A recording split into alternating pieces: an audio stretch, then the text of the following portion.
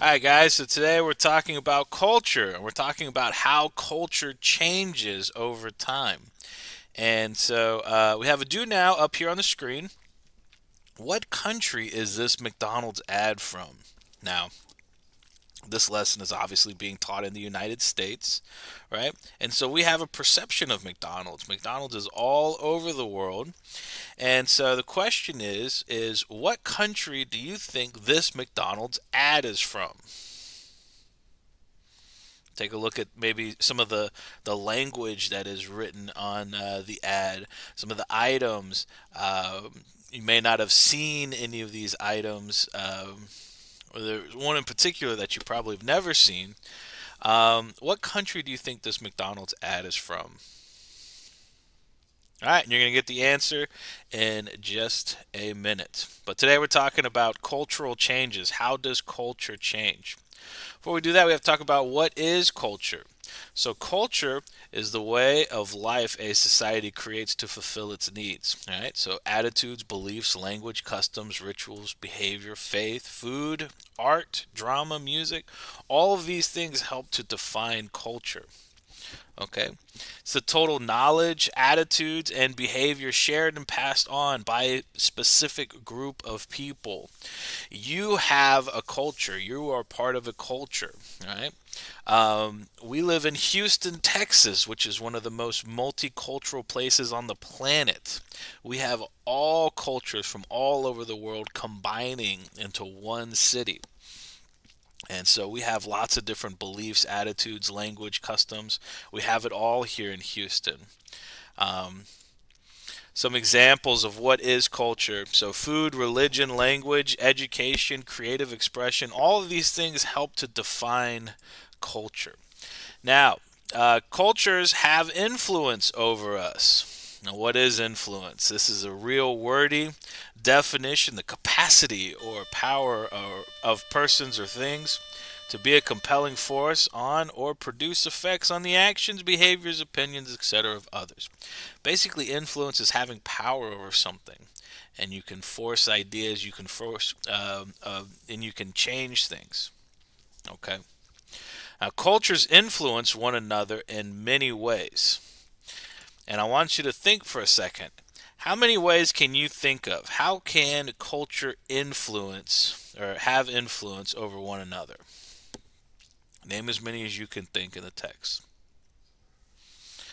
Now, we're going to go into how does culture change and how does culture move? And that is cultural diffusion. The definition of cultural diffusion, the spreading of cultures like language, food, religion, and music. We talked about immigration last 6 weeks, and what happens is when you move, you bring your culture with you. You bring all of your ideas, you bring your language, your food, your religion with you. Okay? Diffusion can also happen with the spread of ideas and patterns of behavior. So, what are some examples of cultural diffusion that you have seen?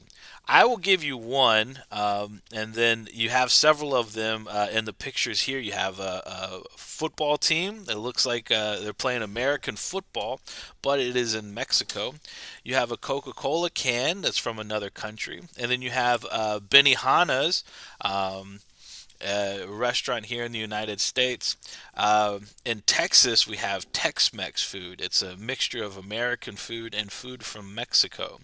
So, outside of those, what are some examples of cultural diffusion that you see?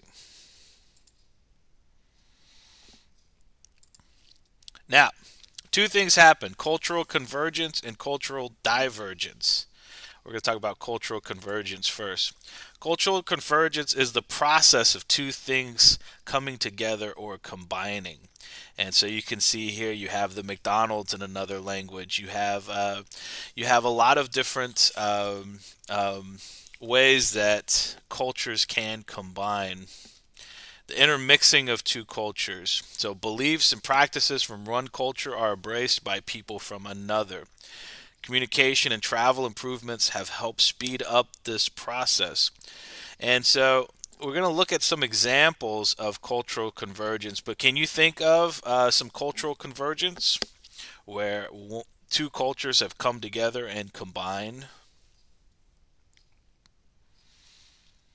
I think one of the best examples and the easiest one for the students to get is McDonald's. It's one of those universal things.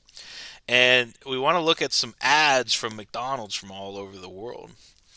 And so this is an ad from a McDonald's from Mexico, right? And so you have things that look delicious. I wish we had these things here in the United States.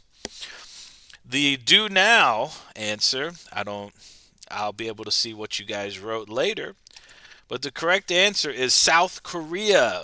In South Korea, you have the shrimp fried patty there. You have the language that's up there, South Korea.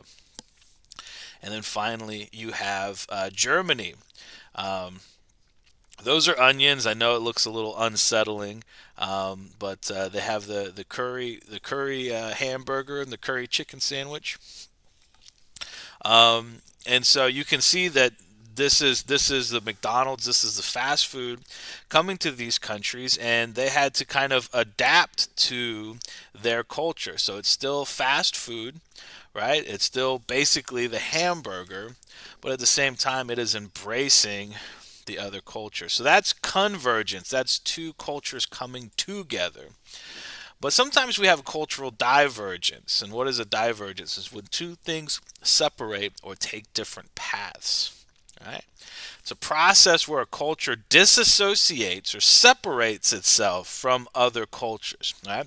So this is somebody inside of the culture that decides to separate. Right? Or two cultures that were together and now they split apart.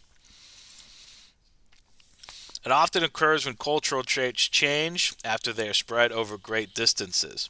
And so, what you have in the top pictures is, oh, let me share this one. It may happen when a country or people want to protect their culture from outside influences. And so, we want to look. That top picture up there is the Amish. Those are people that live in the United States but choose not to use electricity, choose to work with handmade tools. Everything is handmade. That's an example of a culture diverging from the rest of the culture. So, what are some other examples of that? Some people have concerns about convergence, two cultures coming together.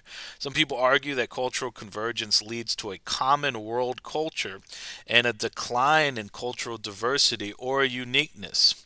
For example, contact with American mass media encourages the desire to buy products based on wants rather than needs, also known as consumerism. Some believe that culture should attempt to maintain the traits and ideals that make them different instead of embracing American culture. Right? And so some people have a real problem with the Americanization, if you will, of their culture when they come in to contact with American mass media. Some people are worried that it'll change their culture for too much. So you guys have a question now to answer. If you go to the hub and you go to the folder that says January 6, 2021, you'll have a set of questions to answer. Thank you so much for watching, and good luck with your questions.